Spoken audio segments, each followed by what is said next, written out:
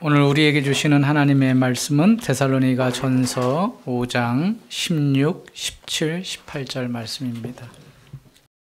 항상 기뻐하라. 쉬지 말고 기도하라. 범사에 감사하라.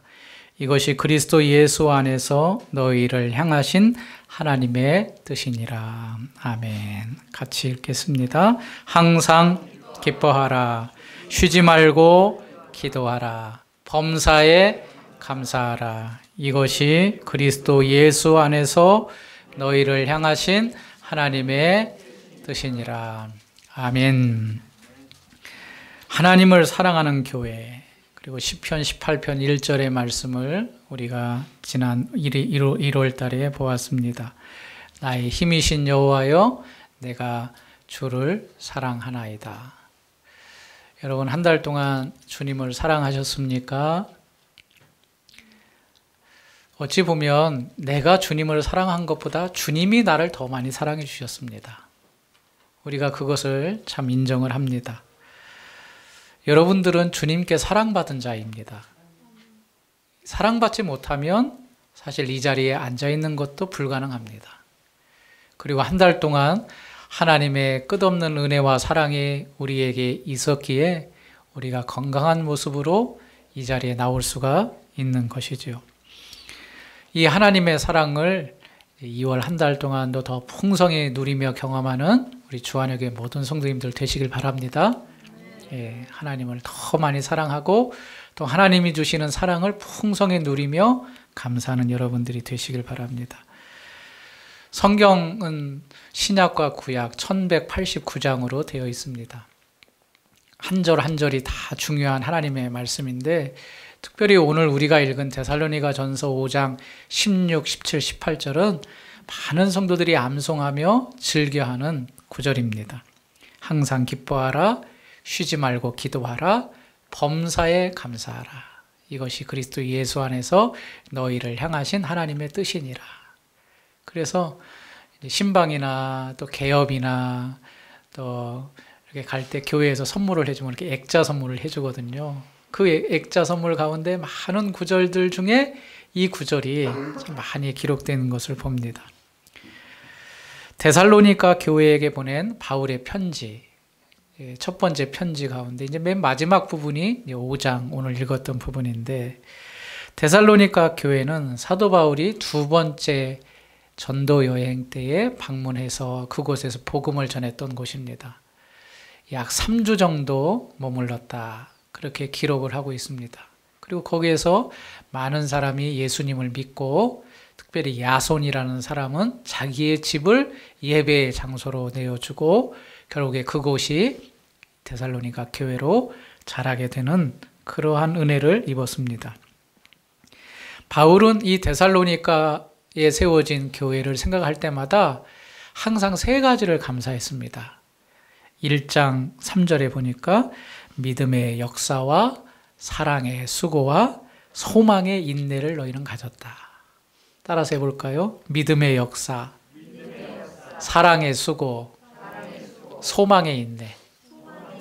믿음, 소망, 사랑. 이 세 가지를 가진 교회가 바로 데살로니가 교회였다는 겁니다. 하지만 이 교회도 어려움이 있었습니다. 이 교회가 세워지려면 참 여러 가지 어려움을 겪는 건 필수 과정인 것 같습니다. 근데 교회가 복음이 떨어지고 믿는 자들이 와서 예배하고 또 성도들 간에 교제하는데, 이 가운데 특별한 데살로니가 교회의 어려움은 그동안에 그 지역에 퍼졌던 여러 가지 이방의 사상들이 교회 안에 들어온 겁니다. 디오니소스, 카비루스, 이것을 숨겼던 그들의 지역적인 토착 종교가 있었는데, 그러한 사상들이 교회 안에 자연스럽게 들어온 겁니다. 디오니소스는 우리가 성생활을 자유롭게 해도 된다, 그렇게 생각했던 사상입니다. 카비루스는 신비적인 부활 사상과 연결되어 있는 종교였습니다. 성경의 가르침과 하나님의 말씀대로 살지 않고 이러한 신비하고 문란한 생각들이 교회 안에 들어와서 교회를 어지럽게 만든 겁니다. 이러한 상황에서 사도 바울은 데살로니가 교회에게 너희는 거룩한 자들이다. 함부로 너희의 몸을 놀려서는 안 된다. 거룩한 성적 생활, 또 아내를 귀히 여겨야 된다. 가정을 그렇게 생각해야 된다. 그렇게 말씀하고, 또 너희는 마지막 날에 주님께서 너희를 데리러 오시는데 주의 호령과 천사장의 소리와 하나님의 나팔 소리로부터 하나님께서 예수 그리스도를 보내셔서 강림하게 하실 것이다 라고 부활과 재림의 생각을 친히 사도 바울이 편지를 써서 데살로니가 교회에게 보낸 것입니다. 그러면서 데살로니가 3장 8절에 바울은 주 안에 굳게 설 때에 너희가 살 수 있다. 이런 생각, 저런 가르침에 흔들리지 말고 너희가 주 안에 굳게 서라. 그러면 너희가 살 것이다. 라고 하시면서 오늘 데살로니가 교회 성도들에게 아주 강하게 권면하는 장면이 오늘 우리가 읽은 말씀입니다. 항상 기뻐하라. 쉬지 말고 기도하라. 그리고 범사에 감사하라. 이것이 바로 하나님이 너희를 향한 뜻이다 라고 아주 강하게 편지를 쓰고 있습니다. 이 본문의 말씀을 통하여서 우리 귀한 성도님들의 신앙을 한번 점검해보고 나도 어떠한 방향과 어떠한 자세로 하나님을 섬겨야 될지 다짐하는 귀한 시간이 되시길 바랍니다. 첫 번째, 사도 바울이 뭐라고 권면하죠? 항상, 따라서 하겠습니다. 항상 기뻐하라. 바울 자신은 엄청난 시련과 고난을 겪으면서 전도 활동을 했습니다. 고린도 후서 6장에 보니까 6장 4절에 오직 모든 일에 하나님의 일꾼으로 자천하여 많이 견디는 것과 환난과 궁핍과 고난과 매맞음과 갇힘과 난동과 수고로움과 자지 못함과 먹지 못함이라고 표현하면서 자기가 이런 엄청난 고난을 받으면서 사역했다고 고백하고 있습니다. 그런데 사도 바울은 이런 고난과 함께 풍부함도 누렸다고 또 한편에서는 말합니다. 빌립보서 4장 12절 나는 비천에 처할 줄도 알고 풍부에 처할 줄도 알아 모든 일 곧 배부름과 배고픔과 풍부와 궁핍에도 처할 줄 아는 일체의 비결을 배웠다. 물론 그의 삶에 있어서 주된 것은 고난과 핍박이었지만 그러나 풍부에 처할 줄도 아는 삶을 겪었다. 풍부에 처할 줄도 알고 배고픔에 처할 줄도 알아서 이 모든 상황을 다 터득하며 익히며 배웠다. 그러면서 우리가 잘 아는 빌립보서 4장 13절에 고백을 합니다. 내게 능력 주시는 자 안에서 내가 모든 것을 할 수 있느니라. 내가 고난도 많이 받았다. 그렇지만 그게 전부가 아니고 또 풍요함도 있었다. 이러한 풍요함과 배고픔, 부요함과 가난함을 겪으면서 내가 일체의 비결을 배웠는데 그 중에 하나가 가장 중요한 것은 이 일들을 내가 다 감당할 수 있었다는 것은 바로 내게 능력 주시는 자 때문이다. 여기서 내게 능력 주시는 자가 누굴까요? 바로 주님이시죠. 예수님이 나에게 능력을 주시니까 어떠한 상황 가운데서도 내가 자신감을 가지고 이겨낼 수 있었다. 그렇게 지금 말하고 있는 겁니다. 바울이 로마 감옥에 있을 때 쓴 편지가 있는데 그 중에 하나가 빌립보서거든요.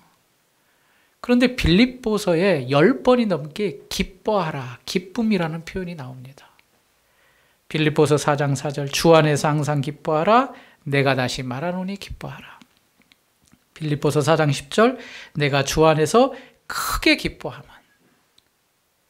이걸 보면 바울이 어떤 환경과 어려움을 넘어서 기뻐할 수 있었던 가장 궁극적인 이유는 그가 능력 주시는 자 안, 즉 예수 안에 있었기 때문에 상황이 어떻든 그는 기뻐할 수 있었다. 그렇게 말씀을 하고 있는 겁니다. 여러분, 바울이 주 안에 있었다. 여러분은 누구 안에 계십니까? 여러분도 주님 안에 있습니다. 내가 예수를 믿었다는 것은 예수님이 나와 함께 하신다는 거고 내가 주님 안에 있다는 이야기입니다. 그럼 여러분도 기뻐야죠. 기뻐야 되는 게 당연한 것입니다. 사실 우리가 기뻐하는 것은 어떤 상황 때문에 기뻐하는 것이 아니라 내 안에 성령께서 기쁨을 주시기 때문에 기뻐하는 것입니다. 로마서 14장 17절 하나님의 나라는 먹는 것과 마시는 것이 아니요 오직 성령 안에서 의와 평강과 희락이라. 그리고 갈라디아서에도 보면 성령의 9가지 열매 가운데 하나가 희락, 기쁨이 있습니다. 그래서 우리가 믿는 이 하나님은 어떤 상황, 나의 만족과 내가 요구가 충족이 돼서 내가 기뻐하는 것이 아니라 그렇지 않더라도 주 안에 있기 때문에 기뻐하는 것이 바로 우리의 모습이 되어야 된다. 그렇게 말씀을 하고 있습니다. 여러분 혹시 괜시리 기뻐서 이렇게 웃음을 터뜨리고 실수를 해본 적이 있으신가요? 그냥 지나가다가 너무 기뻐가지고 하하 하고 그 미친 사람 말고요. 네. 그렇게 가다가 어떤 일이 딱 떠올랐을 때 너무 기뻐가지고 웃음이 나오고 기분이 좋고 입꼬리가 올라가고 그런 적이 있으신가요?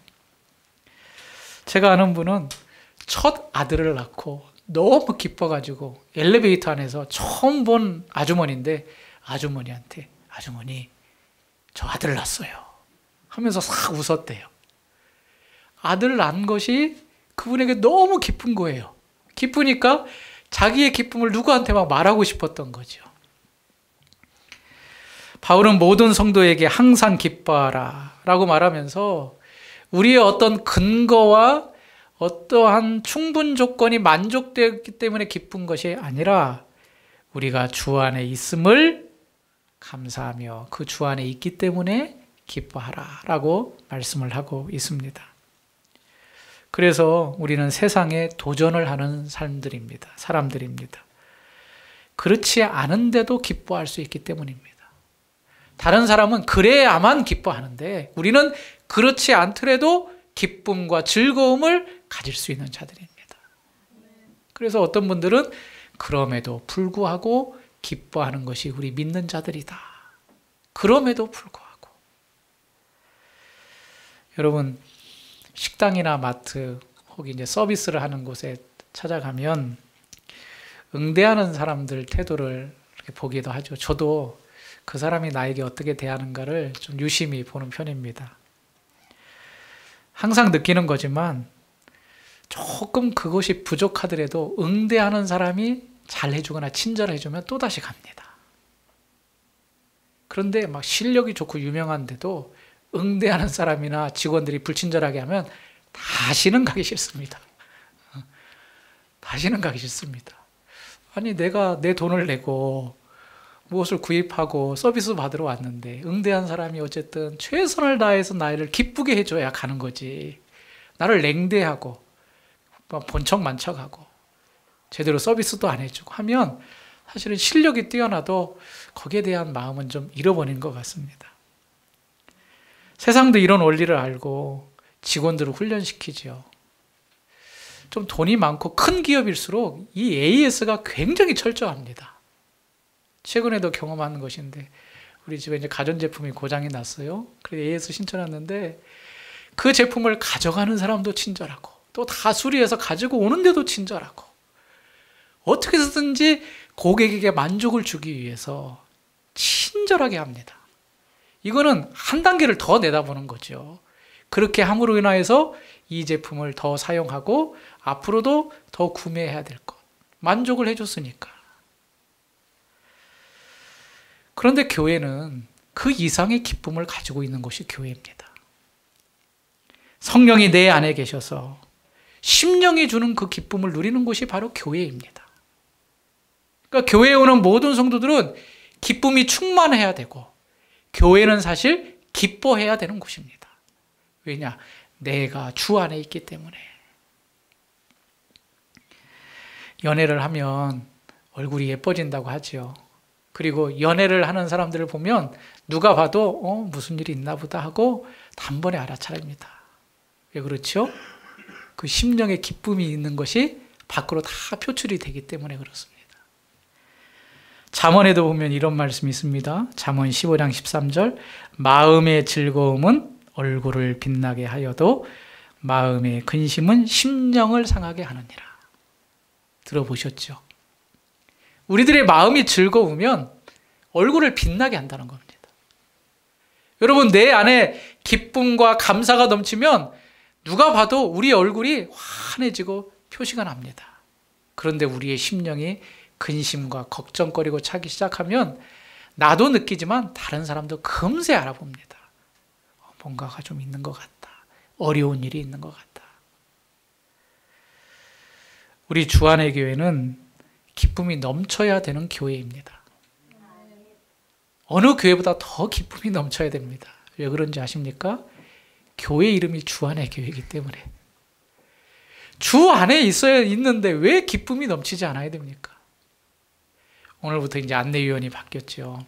안내위원이 어떠시던가요? 안내위원이 이렇게 주보를 이렇게 나눠드리는데 그냥 어저께 그저께 한 주간 동안 있었던 그런 마음의 어려움들이 다 표시가 나서 오는 성도들을 일주일 만에 만나는데 그런 표정으로 주었다면 받는 사람도 마음이 무겁고 주는 사람은 더 힘들고 그렇지 않겠습니까? 교회 안의 성도들을 보는데 물론 한 주간 동안에 어려움들이 있었지만 그래도 내가 주 안에 예배하러 왔고 주님께서 나를 사랑하시는 사실들을 확인하러 예배를 통하여 하나님의 기쁨이 되고 또 하나님의 위로를 받기 위해서 온 이 자리를 통하여 우리의 심령이 거듭나고 회복되고 비록 처음에 왔을 때는 슬픔의 옷으로 입고 왔을지라도 돌아갈 때에는 주님이 주시는 위로와 기쁨이 넘쳐서 돌아가는 것이 바로 교회여야 됩니다. 우리 교회가 이러한 은혜가 충만한 교회가 되길 바랍니다. 들어올 때도 패전병처럼 또 예배 드리고 나서도 패전병처럼 돌아가는 것이 아니라 내 삶과 무거운 짐과 여러 가지 세상에 찌들린 것들을 가지고 왔을지라도 이 시간을 통하여서 하나님이 주시는 위로와 회복과 구원의 감격으로 거듭나서 기쁨으로 돌아가는 우리 교회와 성도들이 되어야 될 줄을 믿습니다. 이사야 61장 3절에 무릇 시온에서 슬퍼하는 자에게 화관을 주어 그 죄를 대신하여 기쁨으로 그 슬픔을 대신하며 찬송의 옷으로 그 근심을 대신하고 죄 대신 다 타버린 죄 대신 화관을 우리에게 씌워주신다라고 말씀해 주셨습니다. 우리 교회가 이러한 심령의 기쁨, 주 안에 있기 때문에 있는 원래의 기쁨, 가장 행복한 기쁨이 넘쳐나는 교회가 되길 소원하고 이런 기쁨이 회복되는 여러분들이 되시길 바랍니다.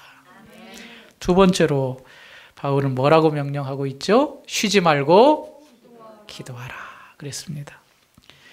여러분 여기 항상 쉬지 말고 기도하라 라는 것은 모든 시간을 다 기도하는 데 써라 그 말이 아닙니다. 그냥 24시간 기도만 해라 그런 의미가 아니라 우리가 하나님을 인정하고 하나님을 매일마다 의존해야 된다. 의지해야 된다. 바로 그것이 바로 기도다. 그러니까 기도의 자리를 끊어지게 하지 말아라. 늘 기도하는 삶을 살아야 된다. 그런 의미로 말씀해 주고 있습니다. 사도 바울은 디모데 전서에 보니까 내가 전에는 비방자요, 박해자요, 폭행자였다. 그렇게 고백을 합니다. 예수님과 예수 믿는 사람을 박해했지요. 잡아서 옥에 가두는 일들을 앞장서서 했던 사람입니다. 그런데 그가 이제 예수님을 믿고 변화되어서 그의 생명을 예수님을 위해 드려야 되는 사람으로 변했습니다. 그런데 이 바울이 기도하는 사람이 되었습니다.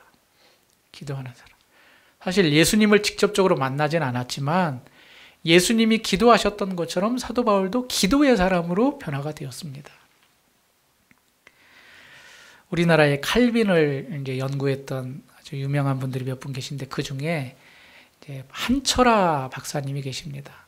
아세연합신학대학교 그 교회 오랫동안 학교에 그 학생들을 가르쳤고 지금은 이제 소천하셨죠. 칼빈을 연구했던 대가이십니다. 그런데 이제 이 한철아 박사님이 바울에 대해서 연구하면서 이런 말씀을 하셨습니다. 바울의 선교의 90%가 기도였다. 바울 선교의 90%가 기도였다는 겁니다. 즉 그가 복음을 전하며 많은 곳에 다니며 예수 그리스도를 가르쳤지만 그게 90%는 기도가 뒷받침되었다. 즉 기도의 사람이었다는 거죠. 여러분, 주님을 따르는 사람, 주의 일을 감당하기 위해서는 기도가 필수입니다. 우리 성도들도 마찬가지입니다. 내가 주 안에서 기쁨을 누릴 뿐만 아니라 주 안에 있다는 것은 하나님을 의지한다는 건데, 하나님을 의지하는 것은 기도하는 사람이라는 것입니다. 그래서 성도는 기도해야 됩니다. 사실 예수 믿는다, 그 사람은 기도하는 사람이라는 뜻입니다. 하나님을 의지하기 때문에. 사도 바울은 데살로니가 교회에 보내면서 항상 쉬지 말고 기도하라, 그렇게 말씀하고 있습니다. 우리 주안의 교회도 1년에 최소한 성경을 한 번 읽고 또 하루에 30분씩은 늘 주님께 기도하는 그런 시간을 가집시다 라고 계속해서 권면합니다. 여러분, 신앙생활은요, 어찌 보면 굉장히 단순해요. 뭐 이거 해야지 저거 해야지가 아니라 이 두 가지만 잘하면 돼요. 말씀을 꾸준히 읽고 하나님과 기도하는 자, 그리고 주일이면 예배 드리는 것. 그러면 절대 딴 길로 갈 일이 없습니다. 그리고 하나님께서 그것을 우리에게 요청하시고 하나님이 기뻐하시는 일입니다. 칼빈은 그의 책 기독교 강요에서 말하기를 믿음의 주요한 활동이 기도다 그랬습니다. 다르게 바꿔보자면 믿음이 있는 자는 기도하는 자다라는 말입니다. 여러분들 기도해야지라고 생각만 하지 마시고 꼭 기도의 자리를 지키시는 여러분들이 되시길 바랍니다. 오늘 사도 바울도 그랬잖아요. 쉬지 말고 기도해라. 주 안에 있는 자들은 기도하는 자고 믿는 자들은 기도하는 자입니다. 그런데 기도하기가 쉽습니까? 어렵습니까? 사실은 어렵습니다. 뭐 그냥 앉아서 몇 마디 하면 되지. 그렇지만 아니요. 내가 정말 기도를 통해서 하나님을 만나고 하나님과 교통한다는 느낌이 갖기까지는 이 기도의 자리로 나아가는 것이 쉽지만 그것을 경험하기는 어렵습니다. 박윤선 목사님이 이렇게 말씀하셨습니다. 기도가 어려운 것은 인간의 본성이 기도하기를 싫어하기 때문이다. 기도해야지 해야지 머리는 하는데 몸이 안 움직입니다. 여러분, 생각만으로 기도하는 사람 있죠? 그렇게 해서는 안 됩니다. 시간을 정해야 되고 자세를 잡아야 되고 더 나아가서는 우리의 목소리를 내어서 기도하는 것이 바른 기도의 자세입니다. 시간을 내십시오. 그리고 자세를 잡으십시오. 앉든지 무릎을 꿇든지. 그리고 목소리를 내어서 나의 기분과 나의 마음과 나의 소원들을 직접 하나님 앞에 아뢰는 것이 그게 정상적인 기도의 모습입니다. 그런데 이것을 하기가 싫어한다는 것이 사람의 본성이라는 겁니다. 기도의 자리에 앉았다고 해서 또 기도가 저절로 되지 않습니다. 사실 하나님과 교통하는 이 기도의 자리에 나아가기 위해서 하나님께 집중해야 되는데 저도 경험하는 거지만 자리에 앉으면 별의별 생각이 다 떠오릅니다. 집안일, 교회의 일, 하나님과 나와 교제하는 시간인데 하나님만을 다 붙잡고 하나님께 아뢰야 되는데 그렇게 집중하기가 쉽지 않다는 거죠. 그래서 여러분들이 오늘 사도 바울의 권면을 따라서 기도하는 자라면 시간을 정하고 자세를 갖추고 하나님 앞에 소리내어 하나님께 의뢰하고 하나님께 간구를 하는 여러분들이 되시길 간절히 바랍니다. 기도는 훈련입니다. 훈련. 우리가 어떤 목적지에 이르기까지 계속 훈련해야 됩니다. 훈련하지 않으면 그것을 터득할 수가 없습니다. 기도도 몇 마디 해서 그냥 되는 것이 아닙니다. 정말 기도의 훈련이 잘 되신 분들의 기도를 들어보면 여러분도 느껴지지 않습니까? 하나님 아버지, 그 한마디가 우리의 심령을 울립니다. 바로 그가 기도의 사람으로 훈련받았기 때문입니다. 우리 성도님들도 오늘 사도 바울의 권면대로 쉬지 않고 기도하는 성도님들 되시길 바랍니다. 또 그 기도의 훈련을 통하여서 많은 영혼들에게 도전을 주고 또 하나님과 친밀한 사람으로 거듭나는 여러분들이 되시길 바랍니다. 한 가지 더, 기도는 호흡에 비유하지요. 모든 동식물들은 호흡을 해야 됩니다. 안에 있는 불순물, 이산화탄소를 내배출하고 그리고 건강한 또 신선한 산소를 들어 마셔야 이게 원활하게 진행이 돼야 우리가 생명을 유지할 수 있습니다. 기도는 바로 하나님과의 호흡입니다. 하나님과 내가 이러한 상호 교통이 있어야 됩니다. 기도하지 않으면 우리의 영은 죽습니다. 항상 기도하여 하나님과의 관계가 회복되고 우리가 새 힘을 얻는 여러분들이 되시길 바랍니다. 성도의 삶이 무기력해졌다. 내가 왜 이렇게 신앙생활이 힘들까?